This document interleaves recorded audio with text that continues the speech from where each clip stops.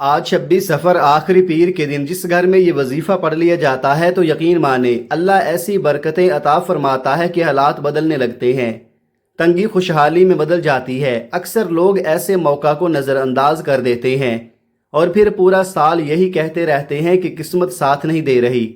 خدارا اس موقع کو ہاتھ سے نہ جانے دیں، کیونکہ ایسے لمحات بار بار نہیں آتے۔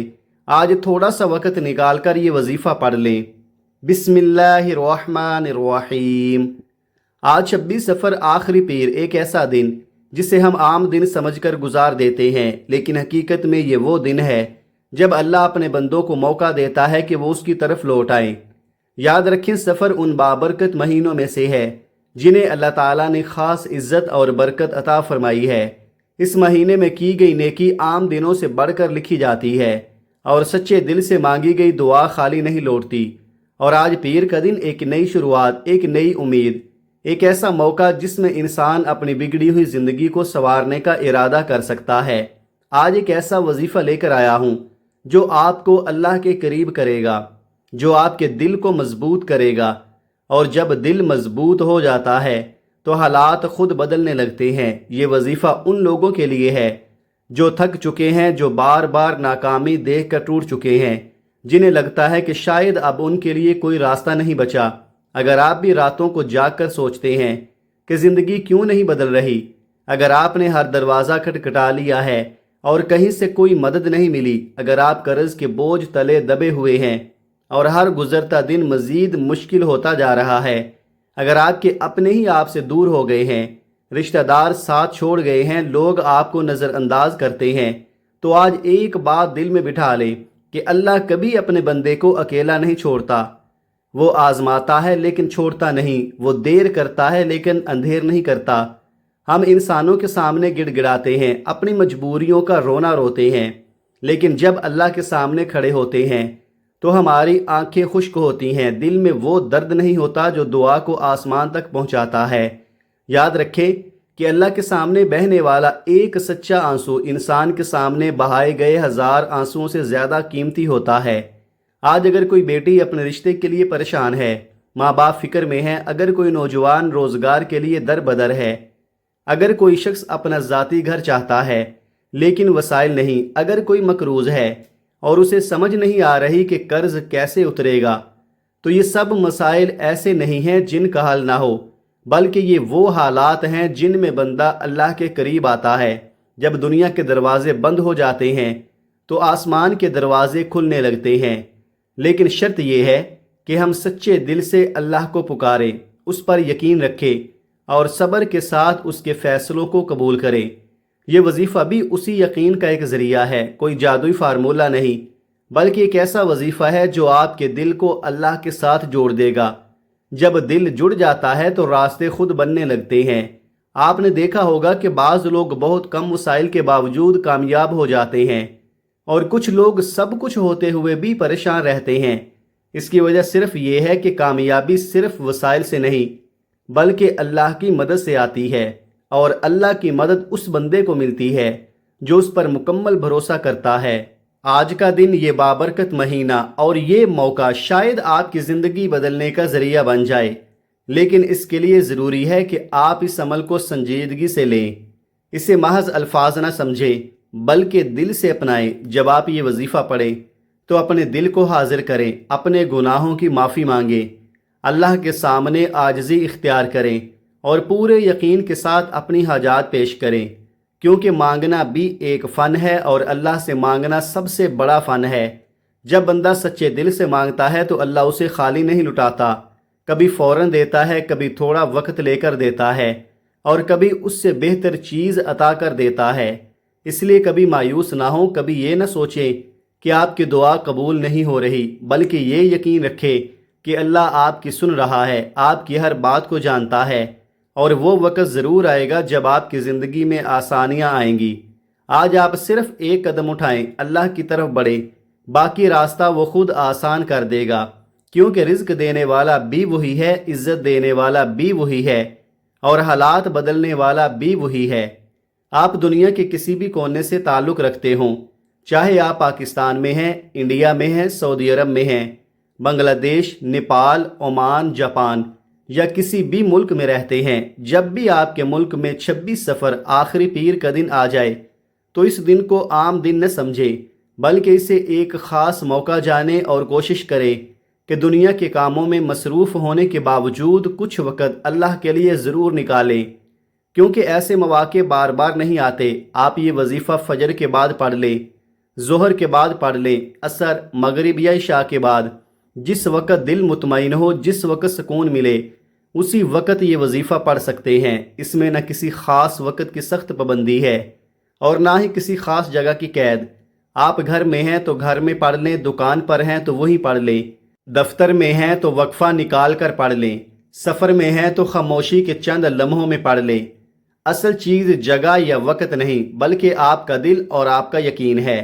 تو آئیے اب اس عمل کا طریقہ سمجھ لیتے ہیں، لیکن اس سے پہلے ایک چھوٹی سی گزارش ہے کہ اگر آپ اس چینل پر نئے ہیں اور ابھی تک سبسکرائب نہیں کیا تو ضرور سبسکرائب کر لیں تاکہ ایسے مفید اور روحانی اعمال آپ تک مسلسل پہنچتے رہیں۔ اب عمل کی طرف آتے ہیں۔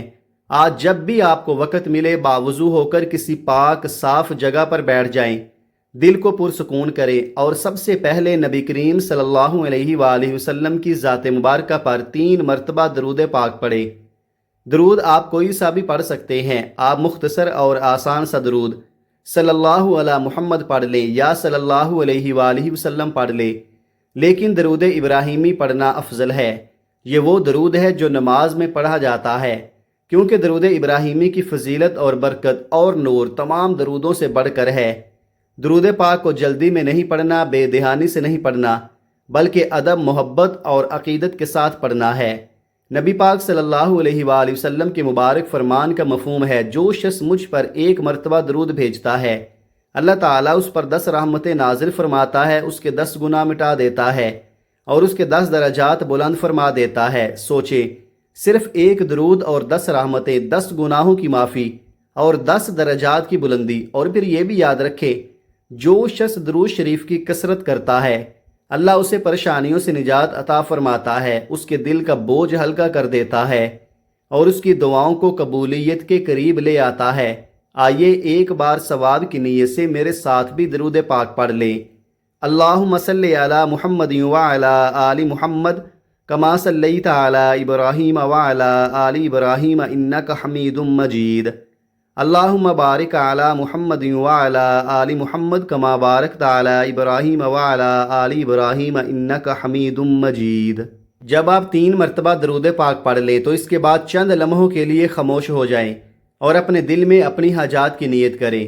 جو بھی آپ چاہتے ہیں، جس مشکل میں ہیں، جس پریشانی سے گزر رہے ہیں، سب کچھ اللہ کے سامنے رکھ دیں۔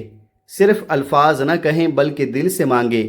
اس کے بعد 1 مرتبہ اعوذ باللہ من الشیطان الرجیم بسم اللہ الرحمن الرحیم پڑھ کر اس وظیفے کا آغاز کرنا ہے، کیونکہ جب بندہ اللہ کا نام لے کر کسی کام کی ابتدا کرتا ہے تو اس میں برکت آتی ہے، حفاظت آتی ہے اور شیطانی وسوسے دور ہو جاتے ہیں۔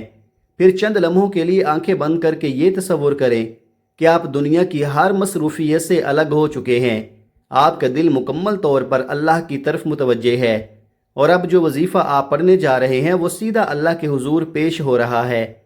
اسی یقین، اسی عاجزی اور اسی طلب کے ساتھ اپنے وظیفے کو شروع کریں، کیونکہ جب دل حاضر ہو جاتا ہے تو دعا صرف الفاظ نہیں رہتی بلکہ اثر بن جاتی ہے، اور یہی اثر انسان کی زندگی بدلنے کا ذریعہ بنتا ہے۔ اب سب سے پہلے نمبر پر جو وظیفہ آپ نے پڑھنا ہے وہ اللہ تعالیٰ کے ایک بابرکت صفاتی نام یا رزاقو کا وظیفہ ہے۔ یا رزاقو یعنی وہ ذات جو رزق دینے والی ہے، وہ ذات جو اپنے خزانوں سے عطا کرنے والی ہے، وہ ذات جو بندے کی ضرورت سے پہلے ہی اس کے لیے انتظام کر دیتی ہے۔ اب آپ ذرا اپنے دل میں جھانکیں اور سوچیں کہ آپ کس پریشانی میں ہیں۔ کیا آپ رزق کی تنگی کا شکار ہیں؟ کیا بے روزگاری نے آپ کو پریشان کر رکھا ہے؟ کیا قرض نے آپ کی نیندیں حرام کر دی ہیں؟ یا آپ کو لگتا ہے کہ محنت کے باوجود برکت نہیں آ رہی؟ تو آج اسی نیت کے ساتھ، اسی درد کے ساتھ یا رزاقو کو پڑھنا ہے۔ جلدی میں نہیں، لاپرواہی میں نہیں، بلکہ مکمل یقین اور توجہ کے ساتھ پڑھنا ہے۔ کیسے اور کتنی بار توجہ کیجئے گا؟ یا رزاقو 1 بار، یا رزاقو 2 بار، یا رزاقو 3 بار، اس طرح آپ ہاتھوں کی انگلیوں پر یا تسبیح کے دانوں پر پڑھ لیں۔ آپ نے صرف 11 بار پڑھنا ہے، لیکن یاد رکھیں اصل چیز صرف گنتی نہیں بلکہ وہ کیفیت ہے جس کے ساتھ آپ پڑھ رہے ہیں۔ جب آپ دل سے پڑھیں گے تو یہی چند الفاظ آپ کے اور اللہ کے درمیان ایک مضبوط تعلق بنا دیں گے، اور جب بندہ اپنے رب سے جڑ جاتا ہے تو پھر راستے خود کھلنے لگتے ہیں، رکاوٹیں آہستہ آہستہ ختم ہونے لگتی ہیں، تنگی میں وسعت آنے لگتی ہے، کیونکہ رزق صرف پیسہ نہیں ہوتا بلکہ سکون، برکت اور آسانی بھی رزق ہی کی شکلیں ہیں۔ اس لیے جب آپ یہ وظیفہ پڑھیں تو یہ یقین رکھیں کہ اللہ سن رہا ہے، دیکھ رہا ہے اور آپ کی حالت سے باخبر ہے۔ وہی ذات ہے جو بند دروازوں کو کھول سکتی ہے، وہی ہے جو ناممکن کو ممکن بنا سکتی ہے۔ اس لیے پوری توجہ، عاجزی اور یقین کے ساتھ یا رزاقو 11 بار پڑھیں اور اپنے دل کی ہر بات اللہ کے سپرد کر دیں، کیونکہ جب بندہ سچے دل سے پکارے تو رب خالی نہیں لٹاتا۔ پہلے نمبر پر 11 بار یا رزاقو پڑھنے کے بعد اب آپ نے دوسرے نمبر پر جو وظیفہ پڑھنا ہے وہ قرآن پاک کی ایک عظیم اور بابرکت صورت ہے۔ یہ قرآن مجید کی سب سے مختصر صورت ضرور ہے، لیکن اس کے معنی اور برکتیں بہت وسیع ہیں، اور اس صورت کو ہم سورہ کوثر کے نام سے جانتے ہیں۔ سورہ کوثر وہ عظیم صورت ہے جس میں اللہ تعالیٰ اپنے محبوب کو خیر کثیر یعنی بے شمار نعمتوں کی خوشخبری عطا فرماتا ہے۔ اس صورت کا پیغام صرف الفاظ نہیں بلکہ ایک یقین ہے کہ اللہ جب عطا کرتا ہے تو بے حساب عطا کرتا ہے۔ اس لیے اہل علم نے اس صورت کو برکت، وسعت رزق اور خیر کے دروازے کھولنے کا ذریعہ قرار دیا ہے۔ اگر آپ کو رزق میں تنگی محسوس ہوتی ہے، کاروبار میں رکاوٹیں آ رہی ہیں، یا آپ کو لگتا ہے کہ محنت کے باوجود برکت نہیں ٹھہر رہی، تو اس صورت کو اپنے معمول میں شامل کرنا ایک خوبصورت عمل بن جاتا ہے۔ لیکن یاد رکھیں کہ ہم کسی بھی مشکل کا سبب صرف دوسروں پر نہیں ڈال سکتے، اس لیے نظر بد، حسد یا کسی بھی منفی اثر سے بچاؤ کے لیے بھی اصل سہارا اللہ ہی کی ذات ہے۔ اسی یقین کے ساتھ آپ نے 11 بار یا رزاقو پڑھنے کے بعد سورہ کوثر کی تلاوت کرنی ہے۔ ایک بار توجہ کے ساتھ سن لیں۔ اعوذ باللہ من الشیطان الرجیم، بسم اللہ الرحمن الرحیم، انا اعطیناک الکوثر فصل لربک وانحر ان شانئک هو الابتر۔ اب آپ نے سورت کو صرف 7 بار پڑھنا ہے، سکون کے ساتھ، جلدی کے بغیر اور دل میں یہ یقین رکھتے ہوئے کہ اللہ آپ کی حالت کو بہتر کرنے پر قادر ہے۔ جب آپ اس سورت کو روز مرہ کا حصہ بناتے ہیں تو زندگی میں برکت محسوس ہونے لگتی ہے، دل کو سکون ملتا ہے اور راستے آسان ہونے لگتے ہیں۔ یہی اصل کامیابی ہے۔ اس لیے آج کے دن کو ایک آغاز بنائیں، اس وظیفے کو صرف سن کر نہ چھوڑیں بلکہ خود پڑھ کر دیکھیں، کیونکہ بعض اوقات ایک چھوٹا سا عمل بھی انسان کی زندگی میں بڑی تبدیلی کا ذریعہ بن جاتا ہے۔ دوسرے نمبر پر 7 مرتبہ سورہ کوثر پڑھنے کے بعد اب آپ نے آج کا تیسرا اور آخری وظیفہ پڑھنا ہے، اور یہی وہ وظیفہ ہے جو اس پورے وظیفے کو مکمل کرتا ہے، کیونکہ جب بندہ اللہ سے مانگتا ہے تو ساتھ ہی اپنے گناہوں کی معافی مانگنا بھی ضروری ہوتا ہے۔ اس لیے اب آپ نے تیسرے نمبر پر استغفر اللہ پڑھنا ہے، لیکن یاد رکھیں یہ صرف زبان سے ادا کرنے والے الفاظ نہیں ہونے چاہیے بلکہ دل کی گہرائی سے نکلنے والی پکار ہونی چاہیے۔ آپ نے اپنے گناہوں کو یاد کرنا ہے، اپنی کمزوریوں کو تسلیم کرنا ہے اور اللہ کے سامنے عاجزی کے ساتھ جھک جانا ہے۔ جب بندہ سچے دل سے ندامت کے ساتھ اللہ سے معافی مانگتا ہے تو اللہ تعالیٰ اس پر خاص رحمت فرماتا ہے۔ آپ نے کیسے اور کتنی بار پڑھنا ہے توجہ کیجئے گا۔ استغفر اللہ 1 بار، استغفر اللہ 2 بار، استغفر اللہ 3 بار۔